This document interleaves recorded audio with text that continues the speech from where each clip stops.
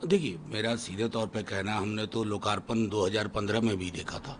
वो बोली भी देखी थी जिसमें बिहार का उपहास उड़ाया गया था। इतना दूं कि उतना दूं, बोलो तुमको कितना दूं। किसी भी स्टेट और सेंटर का रिलेशन मतलब ये नहीं है कि आप बादशाह हैं और बाकी लोग हरकारे हैं, गुमाश्ते की तरह आपके समक्ष। सबसे बड़ी चुनौती बिहार के समक्ष में है नौकरी को लेकर के। प्रधानमंत्री जी, उसके लिए किन नेटवर्क्स को आप एक्टिवेट करना चाहते हैं? दूसरी चीज, जो नजर आपकी गुजरात के लिए है वही होनी चाहिए। ये नहीं कि पूंजी गुजरात में फले फूले और बिहार का श्रमिक अलग अलग नामों के ट्रेन के साथ जा करके वहां श्रम की आपूर्ति करे। बिहार अब इस पर विराम चाहता है। और तीसरी चीज, विशेष राज्य का दर्जा। प्रधानमंत्री जी, ये आपकी जुबान से भी निकला था वंस अपॉन ए टाइम, आज उसको कार्यान्वयन कर दीजिए। और आखिरी चीज, जब तेजस्वी जी सरकार में थे तो आरक्षण का जो दायरा बढ़ा था ना, उसको निकालिए कोर्ट कचहरी से, उसको 9वीं अनुसूची में डालिए। बिहार की ये प्राथमिकताएं हैं।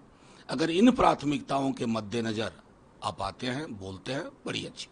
शशि थरूर वर्सेस कांग्रेस का लीडर क्या चला? शशि थरूर के बारे में आप पूछताछ करें कि उनको भेजा गया था पाकिस्तान पे अटैक करने के लिए, वो कांग्रेस के गोल्डन एरा को इरेज कर। नहीं, देखिए, मैं वो सब उसमें जाना नहीं चाहता। ये कांग्रेस और बीजेपी दो व्यक्तियों का भी मसला हो सकता है और दो व्यक्तियों के मसले पर टिप्पणी करना उचित नहीं होगा। लेकिन मेरा ये जरूर मानना है कि कुछ चीजें, चाहे सरकार कांग्रेस की हो या बीजेपी की हो, उसको फोर्सेस की ब्रीफिंग के लिए छोड़ना चाहिए। हम कहाँ गए, कहाँ तक पहुंचे, ये इंटरनेशनल फोरम पे डिस्कस करने वाली चीज नहीं है।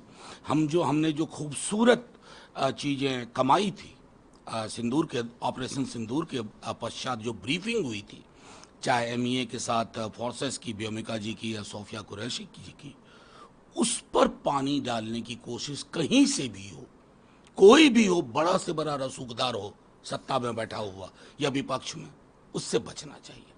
ये लगातार हेमंत बिश्व शर्मा, गौरव गोगोई पर हमला हुआ, उनको बहुत एक्सप्लेनेशन चाहिए कि पाकिस्तान गए, क्या किए। नहीं, मैं बताऊंगा, वो तो कभी अगर इसी तरह बात कर रहे हैं तो प्रधानमंत्री जी से भी पूछ लेंगे कि बिना सूचना के आप उस दिन क्यों चले गए थे नवाज शरीफ साहब के बर्थडे को। तो ये तो अपने अंदर की प्रवृत्ति है।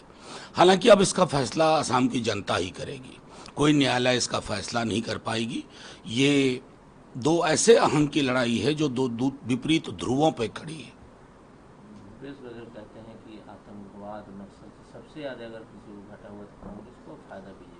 देखिए, मैं फायदा नुकसान के इस पर, आतंकवाद या नक्सलवाद पे मैं नहीं जाना चाहता। ये मैं समझता हूँ कि किसी के लिए भी असहज करने वाली चीज होती है। आतंक से नुकसान देश का होता है। वामपंथी उग्रवाद जिसे नक्सलवाद कहते हैं, उससे देश का होता है। दक्षिणपंथी उग्रवाद जिसकी चर्चा इन दिनों नहीं होती है, उससे भी देश का नुकसान होता है।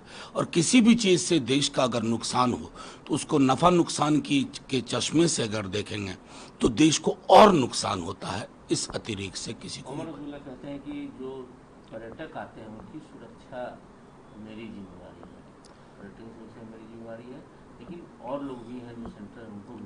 नहीं। देखिए, अभी तक अगर मैं वहाँ के राज्य का स्वरूप देखूं तो पूर्ण राज्य नहीं है।